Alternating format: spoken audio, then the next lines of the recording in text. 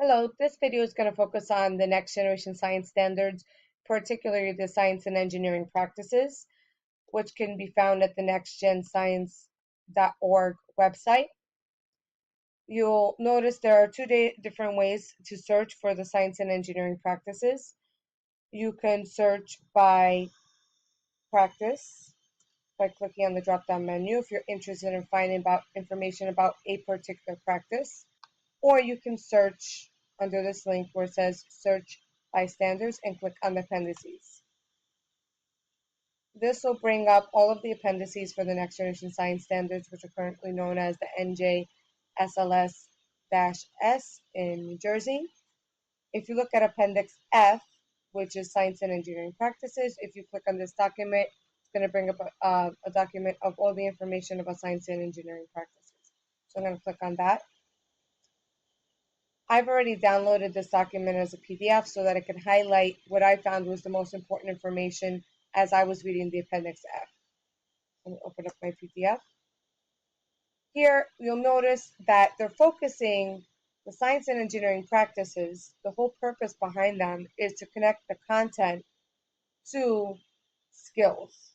So that's why they're calling practices, because they're not just things that the students need to be able to do in science, but they need to take those skills and attach them to the DCIs. So if you look further down, these are the 8 science and engineering practices. And now, as I referred to in a previous video, you're not expected to cover every single one of these 8 science and engineering practices when you're working on a particular DCI. Each DCI or standard has incorporated in it either 1 or 2 science and engineering practices. Look further down. There's some guiding principles that I found were really important. For instance, students in grades K to 12 should engage in all 8 practices over each grade band.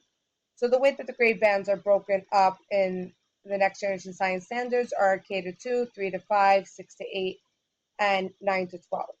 So what they're saying is that the student will be engaging in all 8 practices in each of those grade bands.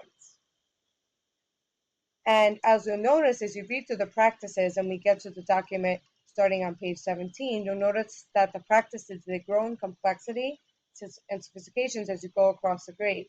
So an example of this is what I have highlighted here, that in kindergarten, the students might be expected to observe, measure, and record outcomes.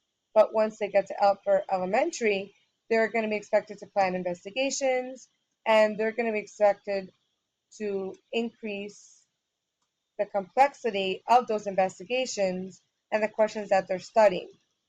Now, by the time they get to 12th grade, not only are they planning investigations, but they're also taking into account measurement error that might have happened in the experiment. So if you go further down on the next page, some other important information. The practices represent what students are expected to do and not teaching methods or curriculum. The 8 practices are separate, but they do overlap. So sometimes you'll find yourself saying, well, is this lesson really hitting science and engineering practice 1, or is it really 1 and 2? So sometimes you'll have to choose which one you want to focus on, but you will find that certain lessons might overlap over multiple science and engineering practices. Now, there are several pages in this document that will show you each individual science and engineering practice and a comparison. I personally like the view that they give on page 17. So I'm going to scroll down to page 17.